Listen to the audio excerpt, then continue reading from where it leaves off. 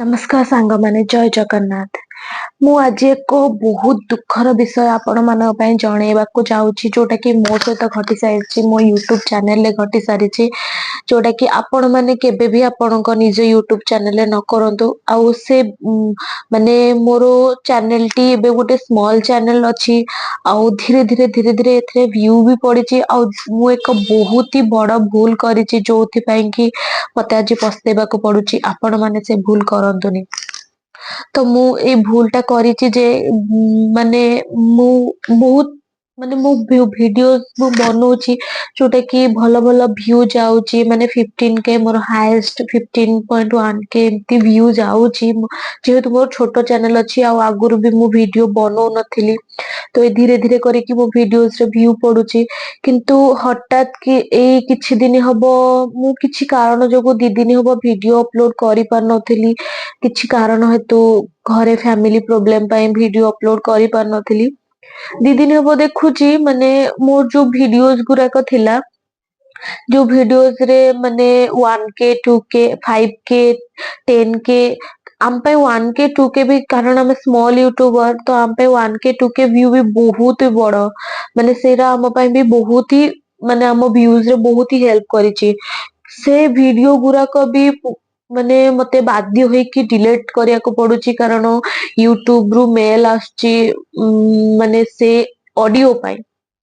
माने मु जानी पारुनी जदि ऑडियो को डिलीट ही करिवार अछि कारण मु अन्य जनकर ऑडियो आनी कि मो निजो वीडियो रे पकेइथिली आउ से वीडियो को शूट करिथिली आ से वीडियो रे बहुत ही भलो व्यू भी मोर जाइतिला। मु जेतिको भी वीडियो डिलीट करिछि ना सबुथरे मोर बहुत भलो व्यू जाइतिला जोटा कि 5K ऊपर ही मोर वीडियो व्यू जाइतिला। तो मते ताको बाध्य होई कि डिलीट करिया को पड़िला कारण जदि मु ताको डिलीट न करथांती यूट्यूब टाको ऑलरेडी अनलिस्टेड करके रखिथिला आउ नेक्स्ट 30 डेज भितर ताको डिलीट कर दे थांदा। तो बहुत ही कष्ट होला कारण गोटे जिंस रहूची भाबिली जे नहीं आपण भाबुथे सब एठी काई गपुची नहीं भाबिली जे आपण माने भी जानिकी किछटा उपकृत हुंतु जे नहीं एमती भूल कले नेक्स्ट रे आपण मानको भी आपण मानको वीडियो गुराक डिलीट करिया को पड़ी जाय पारे कारण आमे कोन करंती ना जणे गोटे क्रिएटर वीडियो आसिला एबेन से निजे ओन रो वीडियो करके पके थाए ता मतलब ता ऑडियो को आमे माने सेव करके सेही ऑडियो रे माने वीडियो बना जोटा कि नॉर्मल शॉर्ट्स वीडियो रे माने बनै थांती बट जदि भी से वीडियो ऊपर कॉपीराइट आछी से ओरिजिनल वीडियो ऊपर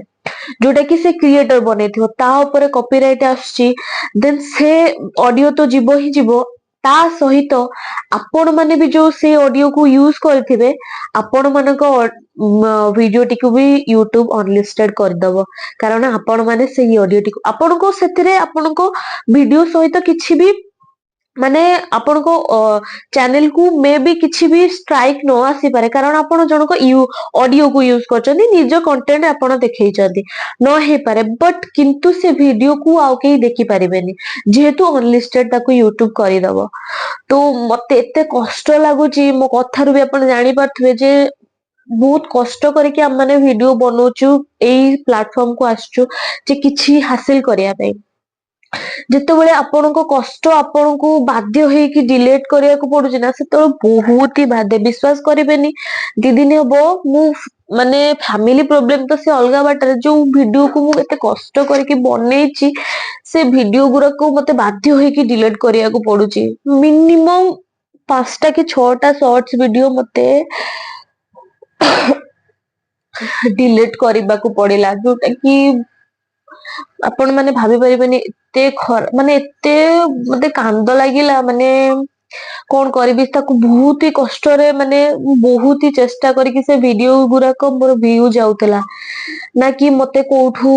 माने मु तो न्यू यूट्यूबर नाही मते कोठ सपोर्ट अछि नाही किछि भी इ अछि जणा अछि जे केमती को वीडियो बनेबी आ मोर कैमरा क्वालिटी भी एते भलो नै सेही थेरे भी जदी मु 5K 10K व्यूज किछि कंटेंट बने कि आनी पारुची आ ताकू मते बाध्य होई कि डिलीट करिया पड़िबो एते कष्ट आपण माने विश्वास करि परिबेनी गोटे क्रिएटर ही बुझी परिबो ए कष्टटा कोन। तो